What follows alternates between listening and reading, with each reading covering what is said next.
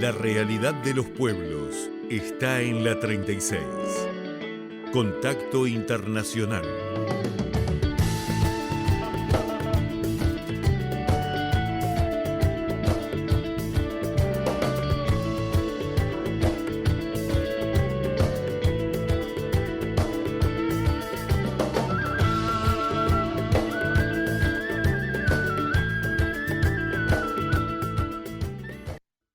De la mañana, 31 minutos aquí en Uruguay. Nos vamos a la comunicación con el profesor y analista uruguayo Jorge Macfud. Jorge, buen día. Marcelo te saluda. ¿Cómo estás? Bien, Marcelo y Hernán. Algún problemita técnico, pero ya parece que lo arreglaron ahí. O sea, estás, claro, 7:30 de la mañana, ¿estás allá? Sí. Bueno, estás en Florida, ¿no?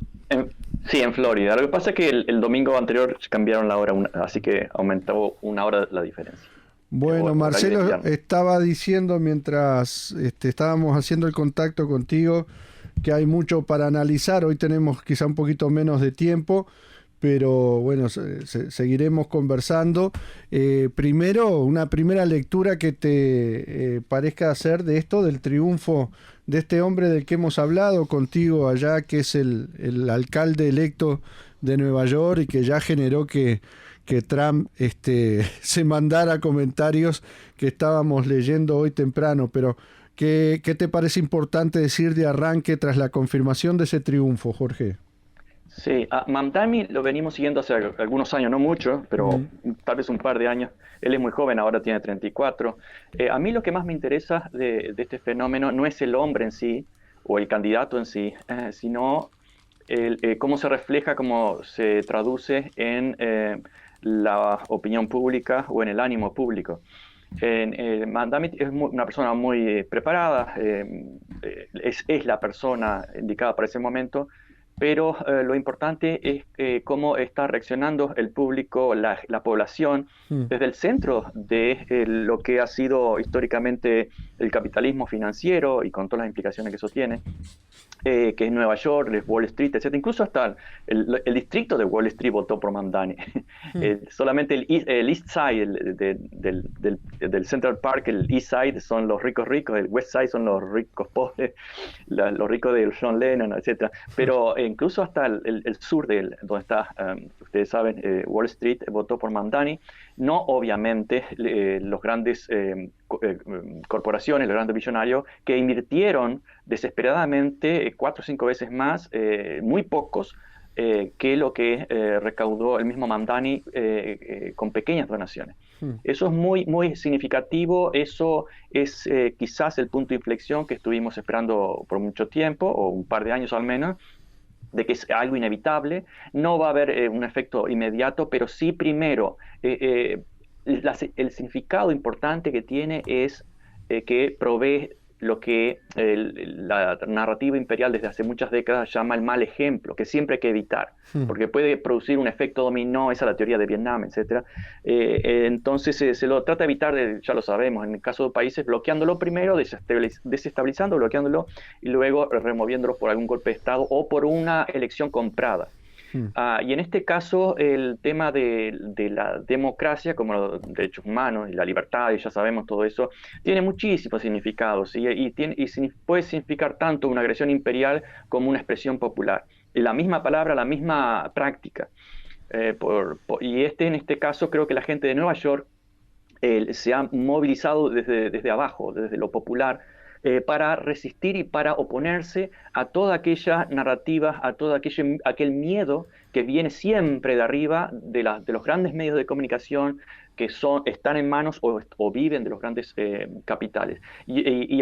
Tenemos que agregar también el genocidio en Gaza, todos los 2 años anteriores de reflexiones donde la gente se puso a estudiar historia debido a esa brutalidad, última brutalidad de Tel Aviv o de Israel sobre Gaza, y eso produjo un fuerte reconsideración, un fuerte reposicionamiento histórico, ético y político. Y esa es entre otras cosas, explica por qué Mamdani ganó tan fácilmente. De hecho, que haya ganado un demócrata no es nada nuevo, pero en Nueva York. Pero sí que es nuevo cuando ese demócrata, porque tiene que estar dentro de esa maquinaria por fuera es casi imposible ganar, estaba compitiendo con el perdedor de las internas, Andrew Cuomo, y que sale como independiente, que lo apoyan los mismos republicanos, desde que ustedes saben, desde Trump, Elon Musk y todos los demás, el aparato sionista también, porque ya sabemos, Mamdani abiertamente se expresó como condenando el genocidio en Gaza de una forma abierta y pro derechos de Palestina, etcétera. Todo eso, el mal ejemplo, que ahí en el sur y en muchos otros países colonias, neocolonias, le tienen un miedo mortal. Incluso la izquierda, como la izquierda uruguaya y otras, le tiene un miedo mortal a criticar al representante de Dios en la tierra. Y eso es toda una construcción falsa. Y no solo Mamdani, sino esa gran masa de población de la ciudad de Nueva York, que son casi 9 millones de personas, o por lo menos más de la mitad que lo votaron, está diciendo ya basta de extorsiones, no solamente internacionales, sino también de Washington. Extorsiones permanentes como la de Donald Trump, que extorsionó antes de las elecciones en Argentina, le dijo, si no votan por mi candidato, Milei, no les voy a dar el dinero y se van a fundir todos. Es una extorsión, una intervención a cara de perro, y intentó hacer exactamente lo mismo con Nueva York y dijo, si no votan por mi candidato Cuomo, y votan por ese comunista, les voy a cortar la ayuda federal. Y gente de Nueva York dijeron, ya no nos interesa más y no nos vamos a dejar extorsionar. Y esa es la expresión del resultado. Esa, además que es una ironía, porque Nueva York como California subsidian los estados conservadores del sur, los subsidian.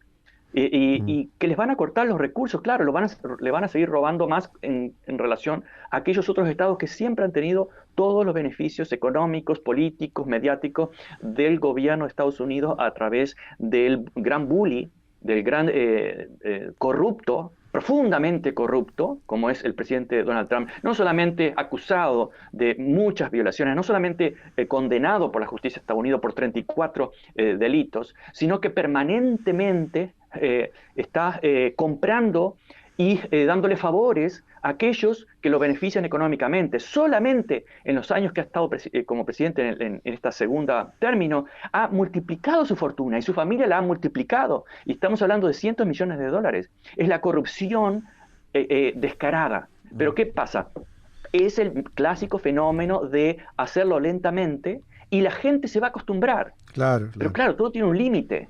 Ese acostumbramiento, por ejemplo, es el de enviar tropas y fuerzas armadas y policía militarizada a Chicago, a California, invadirlas, usar el ICE con una violencia brutal, como el mismo Mamdani decía, cuando el ICE pone la rodilla sobre la cabeza de alguien, ese es el entrenamiento del ejército de Israel, porque además él lo vinculó directamente.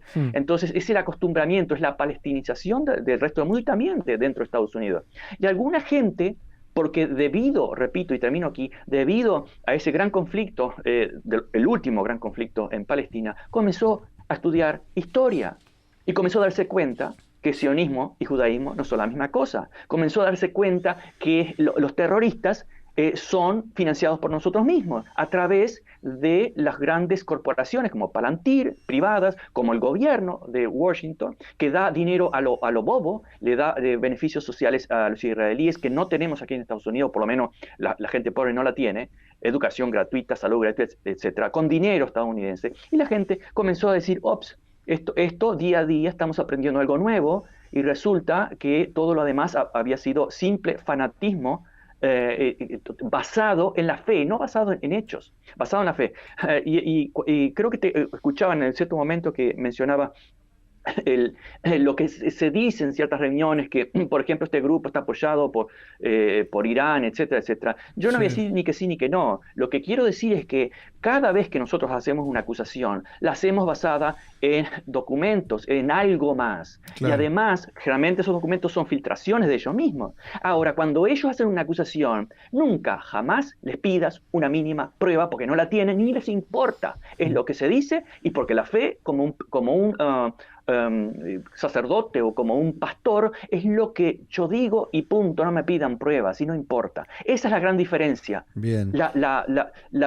El lavado de cerebro a través de la palabra del verbo sin ninguna responsabilidad de ofrecer los documentos y las pruebas detrás. Jorge, primero también un hecho de que dejó la jornada fue el alto nivel de concurrencia a votar, ¿no? Siendo elecciones que no son obligatorias. Desde el 2000, nunca hubo un gran participación desde el 2001. Vaya casualidad, 2001 en Nueva York.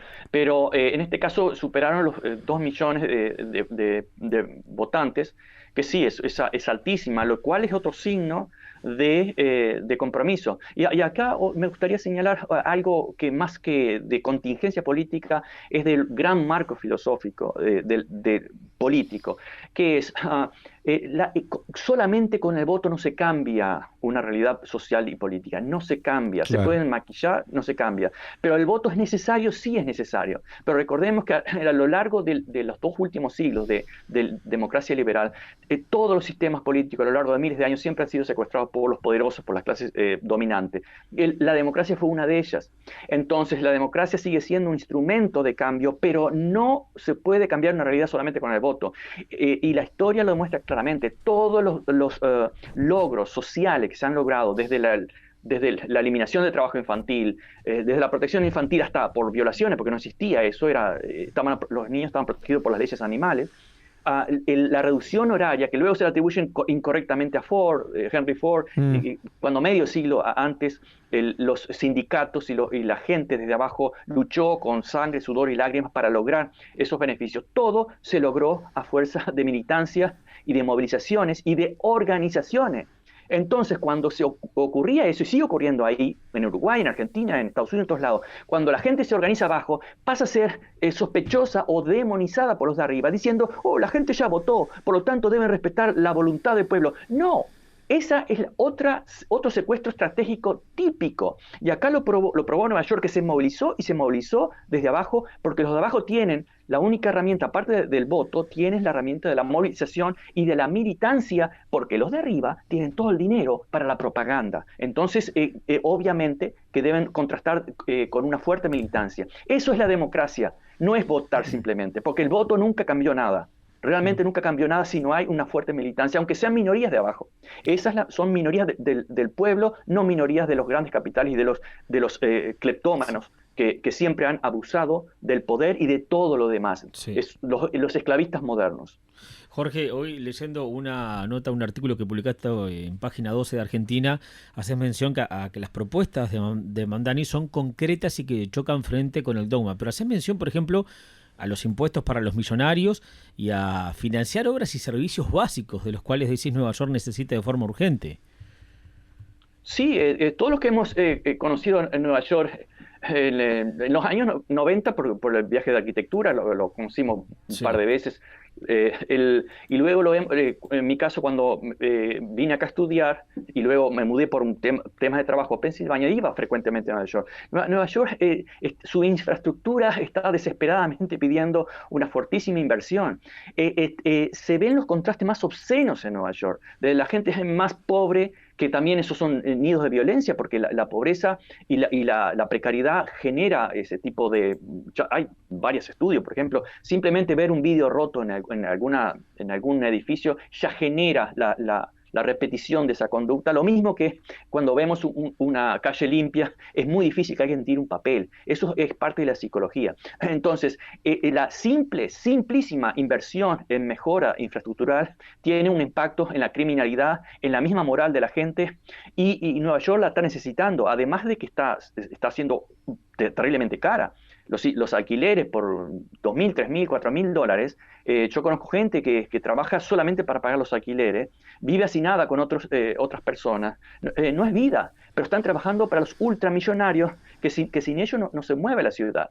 Entonces hay una profunda obscenidad, una avaricia eterna, insaciable de los súper ricos, y cuando se les dice, señores, volvamos, porque en Estados Unidos los impuestos a los ricos, en los 50 y los 60, eran 50, 60, 70%, algo así como es en Europa. Luego, debido al neoliberalismo que se impone en Chile, se lo importa desde Chile y de otras partes, se comenzó a rebajar y a presionar hasta que llegó un momento que incluso Donald Trump paga menos impuestos que yo. Eso se reveló en en un filtrado también del New York Times, 2017. Entonces, esa obscenidad, ese absurdo graficado con esa fiesta que hizo de Great Gypsy en Mar-a-Lago, que ustedes la habrán visto, de los años 20, es decir, los ultramillonarios disfrutando cuando aquí está el gobierno cerrado, y hay mucha gente que está pasando hambre o no tienes cómo resolver su comida básica porque depende de cierta ayuda, y no son desempleados, son trabajadores. Es decir, llegamos a ese absurdo que el capitalismo genera problemas, no los resuelve y espera que el socialismo desde el gobierno lo resuelva, y cuando lo resuelve resulta que son los haraganes que están tomando recursos del Estado, cuando es exactamente al revés. Y Mamdani propone cosas muy simples, nada radical, a pesar de que sus ideas pueden ser radicales, pero sus propuestas no son tan radicales. Es decir, ayuda a los o regulación de los alquileres, impuestos para los ricos para financiar distintas obras o incluso almacenes, lo que se llamaba subsistencia en Uruguay antes, pero almacenes en municipales, barrios digamos, que compitan. Supermercados o almacenes municipales, podría decir. Exacto, que eso también es una competencia. Lo que pasa en Uruguay, por ejemplo, están TEL y están otras privadas, que además ustedes ya saben, las privadas se aprovechan de la infraestructura de Antel, pero el Estado también compite con los privados, porque es la forma de evitar ese monopolio absurdo y obsceno. Entonces eso está proponiendo también algo parecido, entiendo yo, de esa forma, con una suba bastante modesta de los impuestos. El mismo Elon Musk lo criticó por eso, por proponer tickets de autobuses o pasajes de autobuses gratis, y él le dijo, el Cuomo, el señor demócrata que usted está apoyando, le dio a Elon Musk casi $1 billón en recortes de impuestos. De recorte de impuestos, y dijo, con menos de eso damos servicio gratis a todo el transporte. Entonces no es tan radical. Lo que son radical es aquellos que nos acostumbraron a esa obscenidad. Esos son radicales, pero no, son los realistas moderados que crean el trabajo, la prosperidad. ¿Cuál prosperidad? Lo que estamos viendo es una fuerte decadencia por todos lados. A ver, Jorge, digo por los minutos, nos quedan 10 minutos. Esa plataforma básica, estos puntos que vos mencionabas, él habla de ajustar el precio de los alquileres, habla de construir ha hablado hasta de unas 200.000 viviendas accesibles, este tema de los supermercados municipales, habla de un servicio de transporte gratuito, cuidado infantil para los niños, e incluso he visto propuestas de salario mínimo de $30 por hora. No sé si eso a nivel de la alcaldía se puede regular, pero digo, todo esto está basado en sacarle en el tema impuestos a los más ricos. ¿Podrá lograr eso? Ese es su desafío. Él necesita el apoyo del Council, pero también el apoyo de la legislatura del Estado. Uh-huh. Eso es una lucha que tendrá, pero la experiencia dice que claramente el subir el salario mínimo no es que reduce la capacidad de contratación, sino que aumenta el consumo, la economía, y por lo tanto mejora la economía en general. Eso ya se ha probado en muchos lados. Es totalmente falso, ficticio, de que puede producir una mayor grado de desempleo. Eso obviamente es la propaganda de aquellos que quieren a la gente en estado de necesidad para que luchen entre ellos, para que se traicionen entre ellos y que trabajen por miseria. En este momento los trabajadores no pueden sobrevivir en Nueva York con menos de $30 por hora. No es posible. Incluso acá en Florida, que es más barato, eso no es un gran salario, y ya sabemos que el mínimo es la mitad de eso.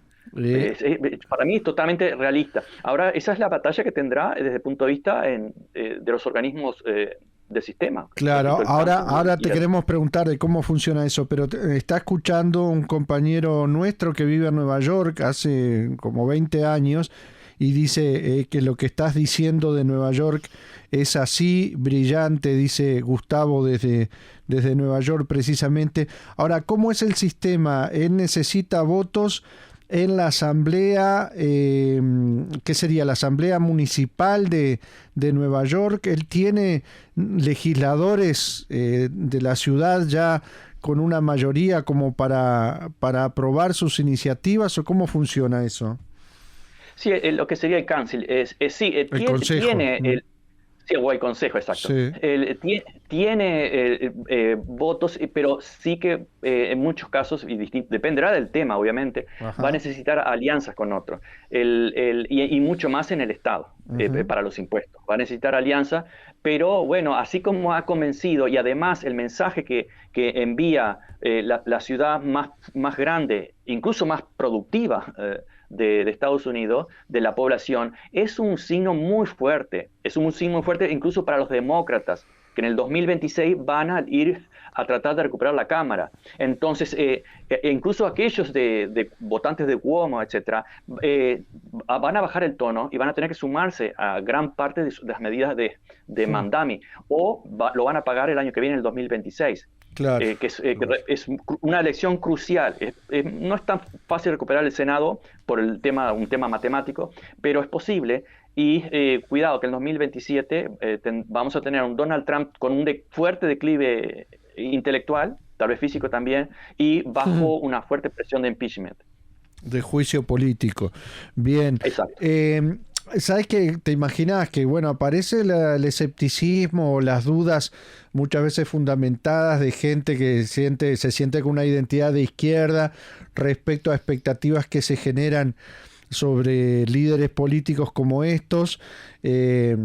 Podríamos hablar desde Obama hacia abajo, pero por ejemplo lo están comparando, vemos algunas visiones de izquierda de Estados Unidos con Bernie Sanders o con Alexandra Ocasio-Cortez, y dicen que tras un discurso progresista que han tenido en este caso esos legisladores, después terminan votando que, por ejemplo, Bernie Sanders votó partidas millonarias para subsidiar a Ucrania, ese tipo de cosas, como que entre sus discursos y después lo que terminan haciendo hay una decepción, y hacen como una alerta respecto a Mamdani también. ¿Te parece que hay cosas para diferenciar de estos ejemplos? No, esa observación es totalmente legítima, porque además lo hemos vivido, esa decepción con Obama, y hemos dicho no basta con poner un negro en la Casa Blanca para que se defiendan los derechos de los negros y del resto de la población. No basta poner una mujer para que se avance en temas de igualdad de género. Depende de qué negro, depende de qué mujer, depende de qué persona, y depende de qué socialista. Bernie Sanders ha tenido posiciones bastante razonables, pero también sí nos ha traicionado a aquellos que hemos pensado en que iba a seguir las acciones y sus votos iban a corresponderse con su discurso. Alexandra también lo mismo, especialmente cuando nuestra amiga Jill Stein, que competía por la presidencia, él recibió una andanada de insultos baratos de su parte, y clásico, dentro de ese establishment, o están presionados o terminan concediendo. Claro. El caso de Mamdani aparentemente podría ser unos pasos más allá, porque incluso el New York Times se dice, bueno, el Mamdani ganó las elecciones y todavía sigue con su discurso de vamos a hacer lo que el pueblo, por lo que el pueblo me eligió, etcétera, diciendo que es raro que no es conciliatorio. De hecho, usó la palabra conciliatorio. Esperaban algo así. Podemos sospechar, bueno, Mamdani tal vez más que la presión de los millonarios va a sentir la presión de sus votantes de alguna forma, ojalá. Claro. Y vaya un poquito más allá. Pero la sospecha, como pasó en Chile, con Boric y muchos otros casos, siempre hay una decepción. Y uno puede pensar, bueno, es natural, nadie es perfecto y siempre vamos a esperar decepciones, no vamos a crucificar a algún líder político que ha intentado hacer algo. Pero cuidado con que esas decepciones no sean simplemente una venta de esa esperanza, una venta de ciertas posiciones. Jorge, ahora, si es así, Trump tiene un desafío importante. ¿Qué lectura haces de lo que pueda pasar? Sí, Trump encontró a alguien que se le planta de frente y le dicen, como dijo, ustedes saben, dijo, señor Trump, tengo algo para decirle, suba el volumen. Si está mirando esto, sube el volumen.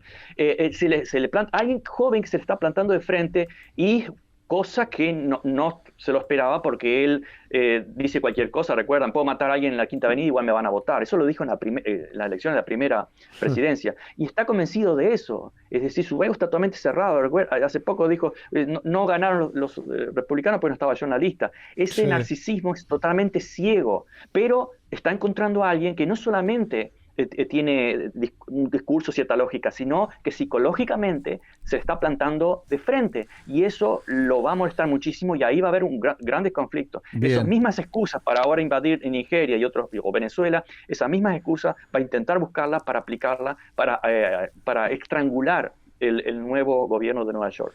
En 3 minutos, Jorge, para completar este panorama, estos triunfos en las elecciones a gobernación que hubo también el domingo, el caso de Virginia y Nueva Jersey, ¿qué importancia tienen?